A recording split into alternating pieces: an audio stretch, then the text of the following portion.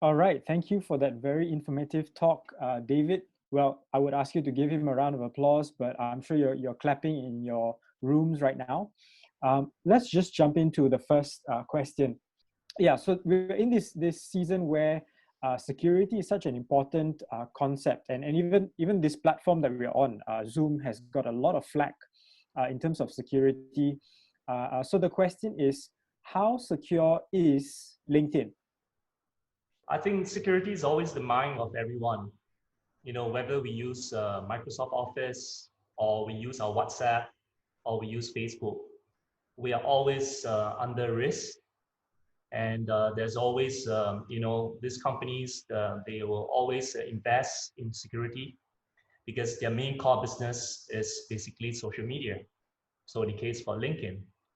So I would say that if I were to give a rate 1 to 10, at 10 as being very secure and 1 as very really secure, I would say that LinkedIn is in the region about 8 out of 10. In LinkedIn, there's a lot of scammers wanting to connect with people. So you might get invitation from LinkedIn connection that people want to be friends with you on the basis that they want to collaborate, they want to do partnership with you. So it's very important. One of the things that I do when I receive an invitation from someone in LinkedIn is that I would check whether I have a mutual friend who is connected to them too. If I have a few friends who is connected to this person who just sent me an invitation, what I'll do is that before I accept the invitation, I will call up my friend who is the mutual friend of me and him. And I will validate whether the person is real or not. Yeah, so that's one thing that we should do to keep ourselves safe in the online space. That goes same with Facebook too. Yep, thanks for that, David. Let's go to more questions. I'll just ask this question. I mean, this whole topic, or the talk today has all been about LinkedIn. And in your talk, you did mention Facebook, saying that Facebook is more for friends. But of all the social media platforms, maybe you can do a quick comparison between the social media platforms that are available. Probably the famous ones that we know is Facebook, Twitter, Instagram, even the new one like TikTok, things like that are famous. So what's the differentiating factor that LinkedIn has compared to all these others? I think to answer that question, first of all, you're going to look at who is your target market for your business. So what, again, I mentioned earlier on, what is your objective of using social media? So it could be TikTok, it could be Facebook, it could be Instagram, it could even be WeChat, which is very popular in China. And so for LinkedIn, for myself, I am actually a training provider. I actually teach people on digital marketing. So most of my target market, they are multinational companies, not just restricted in Malaysia, but as I've shown you just now earlier on, LinkedIn has about 675 million users in the world across 200 countries. So the difference between Facebook and LinkedIn is that in the business world, LinkedIn is very good for B2B marketing, which is business to business marketing. So if you want to basically offer a service to a company, a large company, you could actually filter the connections and you can type specifically the company name. Say, for example, there was one company that I wanted to do business with, just key in the company, and then I look for the connection of employees who work in that company, and I'll send them an invitation. And for Facebook-wise itself, you can see that today, especially during the MCO, a lot of people are selling things right now.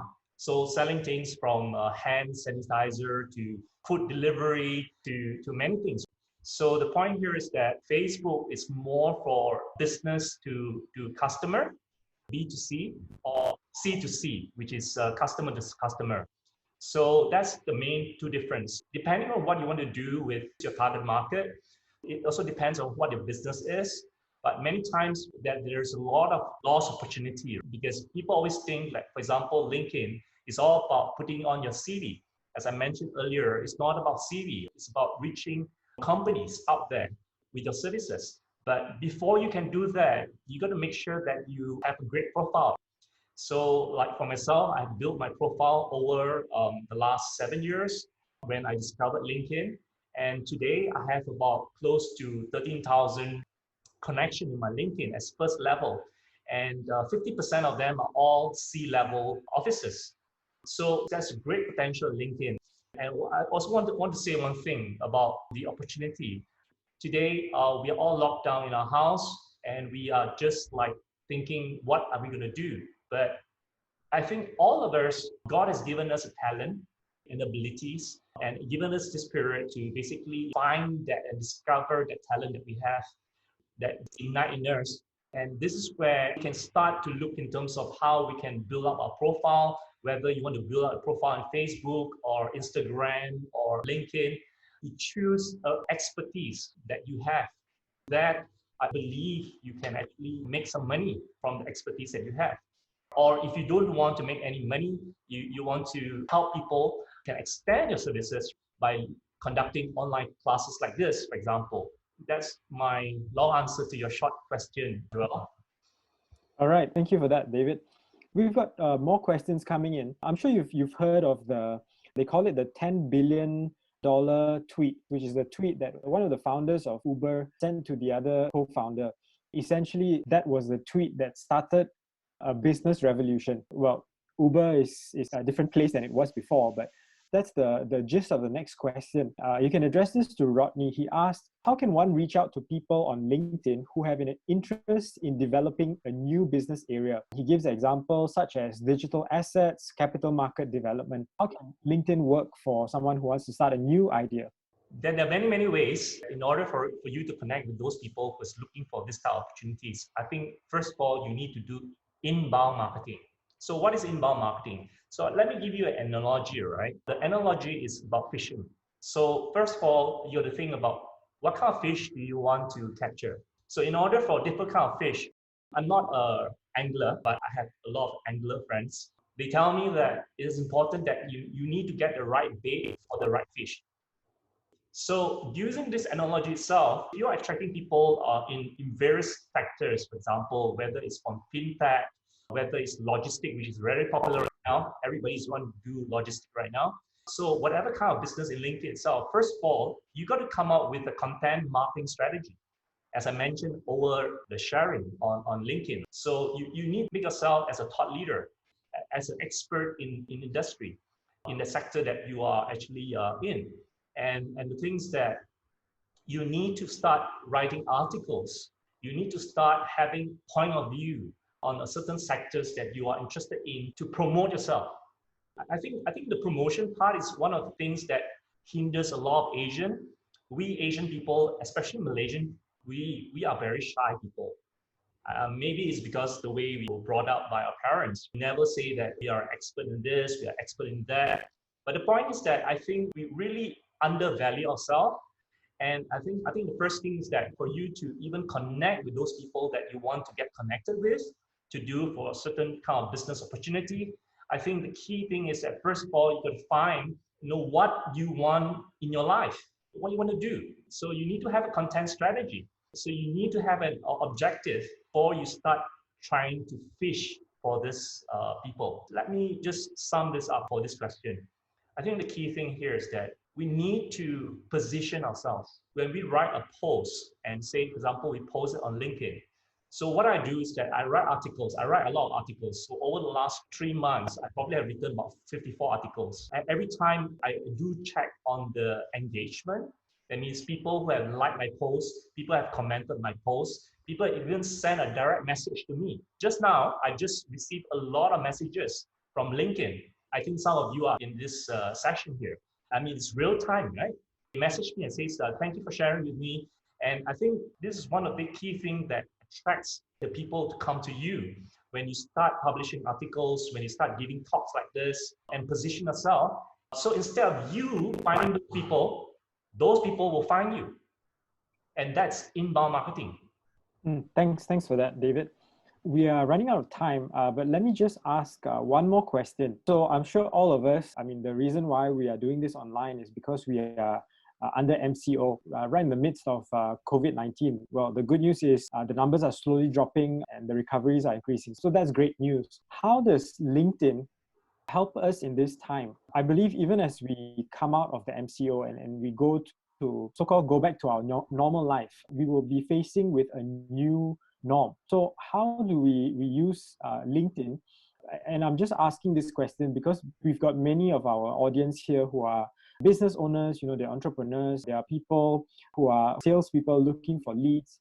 They could be even in between jobs, they happen to leave one job before MCO, then expecting to join another company. In light of this, the whole thing about social distancing, I think we are not used to being so far away from people. And LinkedIn is a digital platform, and people tend to, put an arm's length at digital or social media platforms. So how can LinkedIn help us, especially post MCO? Okay. I'm going to give two examples. One example is my own personal example, and the other example is a client of mine who actually produced ball bearing. So one of the example that I do as a person who is a trainer. So obviously this COVID-19 has affected my business because I no longer can conduct live training in class. So what I do is that I start to develop digital assets like ebooks, like online courses like this. And I start to market it in LinkedIn. And I have been getting a lot of tractions actually buy my books. So I find that I think in this lockdown, I think whilst we salespeople, especially I want to talk to the salespeople there, you are always hungry for sales. So now you have an opportunity to learn how to get online sales because this will change your life. For example, I have clients like Great Eastern. And what I've been seeing, a lot of the insurance agents, for example, been using a lot of social media to reach out to their existing customer first and to provide very good service, show that they care for their customers. And I think from there, their customers really appreciate it because no longer they only see their insurance agent once in a year when it's time for premium renewal. But now with this opportunity on social media, whether it's LinkedIn, whether it's Facebook, whether Instagram, you can actually reach out to your existing customer. I think the effect, what I actually receive from them is that they're saying that now their existing customers are referring to them because of their great customer service. So that's one example. And then I have another client of mine who is manufacturing ball bearing. I think how can you sell ball bearing over the internet? So I had a thought about that question. I said, you can now extend your business as another extension, like how Google does it. What is Google's main business? Advertising. And what they do is that they just curate content. So Google, YouTube don't create content. They actually curate content. So back to that example, I told my client, who's the manufacturer of the ball bearing, I said, how long have you been in business? He says, for the last 40 years. I said, fantastic. So it means that you know a lot of people who produces ball bearing, and you know a lot of people who needs ball bearing. So what you can do is that you can be the Google, you can be the Grab, so you can connect them. So what you need to do is to create a website that connects the buyer and the seller or the manufacturer of ball bearing. You become the redistributor, you become the reseller. So coming back from an individual point of view, I think we should take this time right now, whether it's LinkedIn, especially for LinkedIn, because I'm speaking to professionals here. So LinkedIn is tend to be more serious. Facebook, as I find that I market my ebook, people are not that keen. People are more keen in buying phone covers as opposed to my ebook. So so you got to choose your platform, right? Depending who your target market is. But I think whether you are an accountant, whether you are a lawyer, whether you are a sales agent, a salesperson, I think LinkedIn has a lot of opportunity for you.